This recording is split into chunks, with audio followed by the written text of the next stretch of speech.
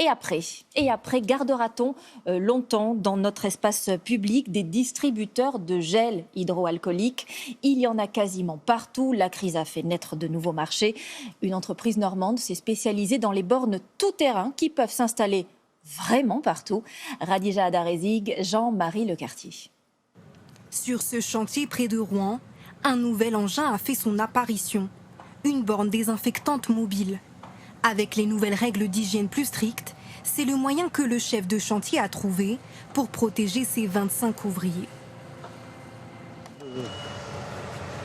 C'est important?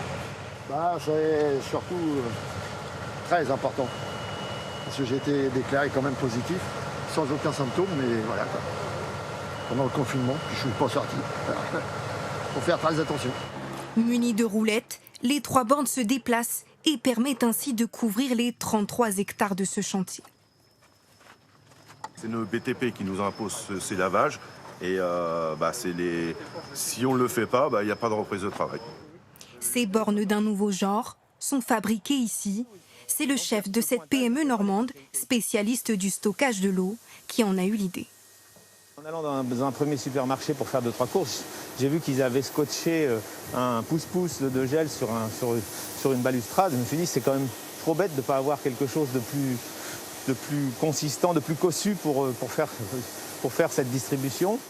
Depuis fin mars, le carnet de commandes est plein. Près de 500 bornes sont produites chaque semaine, puis distribuées en France et en Europe. Les commandes sont prêtes à partir. Donc là, il y a une commande qui est destinée à la Belgique. Ici, nous avons un lot qui est un peu plus haut de gamme, qui était destiné à une chaîne de supermarchés avec des distributeurs électroniques. La gamme compte 4 modèles, vendus entre 250 et 350 € pièce. Du gros chantier au bureau plus feutré, comme chez ce notaire. Bonjour Agnès, le planning alors aujourd'hui? Pour ses clients, il a fait installer 2 bornes dans son cabinet. Je pense que ça rassure et ça rassurera les clients notamment, le personnel peut-être. Je crains que cette crise laisse des traces dans le subconscient collectif. Une crise qui a en tout cas donné naissance à un nouveau marché. Le chef de cette PME compte encore le développer.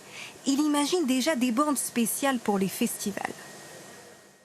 Et c'est maintenant l'heure de pousser